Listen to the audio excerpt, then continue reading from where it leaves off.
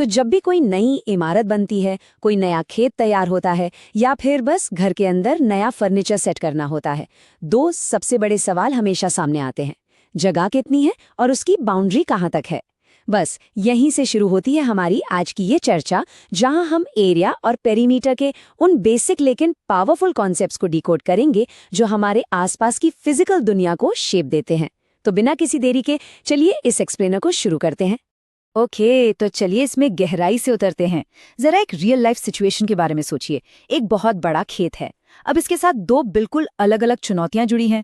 पहली, जंगली जानवरों से बचाव के लिए खेत के चारों तरफ फेंसिंग लगानी है, यानी तार बांधनी है। तो कितनी लंबी तार चाहिए होगी। और दूसरी चुनौती, असल में बीज बोने और फसल उगाने के लिए जमीन का कितना हिस्सा मौजूद है। ये दोनों ही बिल्कुल अलग सवाल हैं, है ना? और इन दोनों के जवाब हमें आज के इन्हीं मैथ टूल से मिलेंगे। आज के इस एक्सप्लेनर का रोडमैप बिल्कुल क्लियर है। 1, सीमा और सतह का कॉन्सेप्ट। 2, मेजरमेंट के फॉर्मूले। 3, खेत और बगीचे के कुछ एग्जाम्पल्स। 4, रोजमर्रा के उपयोग। और आखिर में 5वां, ग्राउंड लेवल पर कुछ प्रैक्टिकल कैलकुलेशंस। तो बढ़ते हैं हमारे पहले हिस्से की तरफ। सेक्शन 1, कॉन्सेप्ट, सीमा और सतह। देखिए, यहाँ समझने वाली सबसे जरूरी बात यह है कि पेरीमीटर और एरिया बिल्कुल अलग अलग चीजें मापते हैं। पेरीमीटर, जिसे हम परिमाप भी कहते हैं, वो बस किसी भी शेप की एकदम बाहरी बाउंड्री है।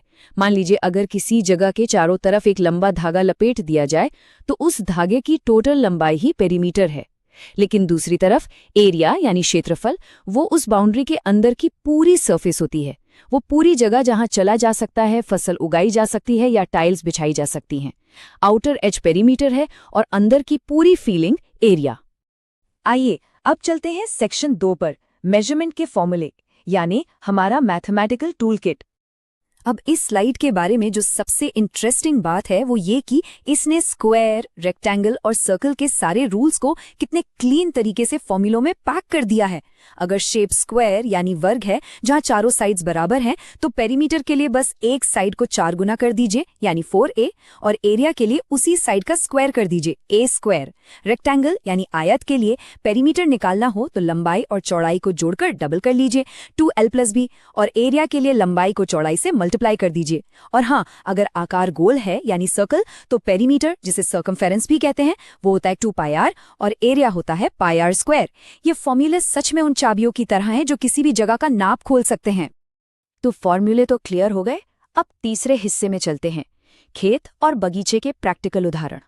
वो शुरुआत वाली खेत की दुविधा याद है? मान लेते हैं कि उस रेक्टेंगुलर खेत की लंबाई 50 मीटर है और चौड़ाई 30 मीटर है। अब इसे सुरक्षित भी करना है और इसमें फसल भी उगानी है। इसे हम लॉजिकली 3 स्टेप्स में सॉल्व करेंगे। पहला, डायमेंशंस तय करना, जो हमने कर लिया। दूसरा, इसके चारों ओर की बाउंड्री निकालना। और तीसरा, इसके अंदर के एरिया का पता लगाना। तो पेरीमीटर के फॉर्मूले का इस्तेमाल करते हैं। लंबाई और चौड़ाई यानी 50 और 30 को जोड़ा तो हुए 80, और 80 का डबल एग्जैक्टली 160। ये 160 मीटर वो सटीक मेजरमेंट है जितनी लंबी फेंसिंग या तार उस खेत को कवर करने के लिए चाहिए होगी। सिंपल, बस एक लंबी लाइन जो सेफ्टी देगी। लेकिन अब एक दूसरा फिगर देखते हैं जो पिछले वाले से बिल्कुल अलग है। जब हम उसी 50 मीटर लंबी और 30 मीटर चौड़ी जगह के अंदर की सरफेस निकालते हैं तो 50 को 30 से मल्टीप्लाई करेंगे और रिजल्ट आता है 1500 स्क्वायर मीटर। ये एक बहुत बड़ा नंबर है। ये 1500 स्क्वायर मीटर वो विशाल जमीन है जो असल में फसल उगाने के लिए मौजूद है। ध्यान दें कि यहाँ यूनिट भी बदल गई। फेंसिंग मीटर में थी लेकिन अंदर की सरफेस स्क्वायर मीटर में है। चलिए अब थोड़ा आकार बदलते हैं। सीधी लाइन से हटकर कुछ गोलाई वाले शेप्स पर आते हैं। एक बेहद खूबसूरत गोल बगीचे को इमेजिन कीजिए जिसके सेंटर से किनारे तक की दूरी यानी रेडियस ठीक 7 मीटर है। अगर इस गोल बगीचे के एकदम बॉर्डर पर चलने के लिए एक छोटा सा ट्रैक बनाना हो तो हमें परिधि निकालनी होगी। 2πr वाले फॉर्मूले में 7 मीटर को रख के देखिए, कैलकुलेशन आएगी 44 मीटर्स। ये उस बगीचे की पूरी आउटर बाउंड्री की लंबाई है। और अब बात आती है इस बगीचे के अंदर फूल और पौधे लगाने की, तो हमें एरिया चाहिए होगा। πr स्क्वायर का उपयोग करने पर टोटल आता है 154 स्क्वायर मीटर। ये 154 स्क्वायर मीटर वो एक्चुअल यूजेबल जगह है जहां हरियाली फैलाई जा सकती है। अब आते हैं चौथे सेक्शन पर, रोजमर्रा की जिंदगी में उपयोग। आम जीवन में इसका क्या काम है? और ये बात बहुत ही शानदार तरीके से दिखाती है कि एरिया और पेरीमीटर सिर्फ स्कूल की किताबों तक सीमित नहीं है। जब बड़े खेतों को जानवरों से बचाना हो तो पेरीमीटर काम आता है। जब घर बन रहा हो तो फर्श पर कितनी टाइल्स लगेंगी या दीवारों पर कितना पेंट होगा, ये सब बिना एरिया निकाले तय ही नहीं हो सकता।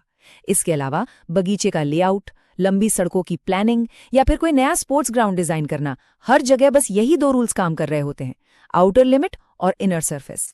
तो आइए इस एक्सप्लेनर के आखिरी सेक्शन में चलते हैं, सेक्शन 5, जमीनी हकीकत पर एक मिनी केस स्टडी।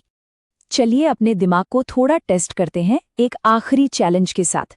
सामने एक स्कूल का मैदान है। इसकी माप 60 मीटर गुणा 40 मीटर है।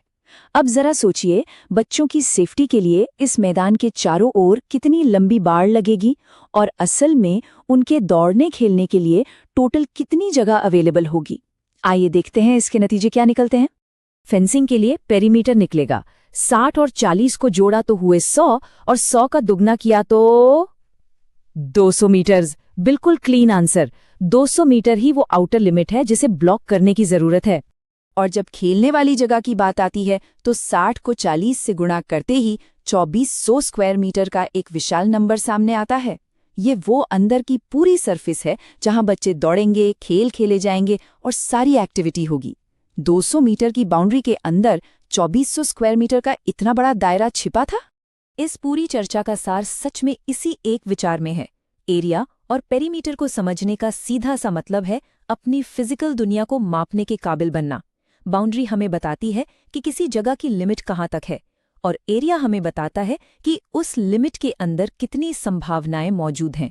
कमरे की फ्लोर टाइल से लेकर मीलों फैले खेतों तक, ये बेसिक सा मैथ हमें अपने एनवायरनमेंट को मास्टर करने की सुपर पावर देता है।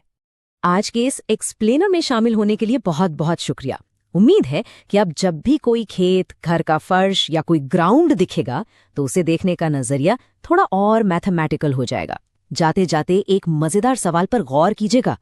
अगर हम पृथ्वी के ठीक बीचों बीच इक्वेटर की एक इमेजिनरी लाइन खींच दें तो वो लाइन पृथ्वी का एरिया बताएगी या पेरीमीटर? सोचिएगा जरूर।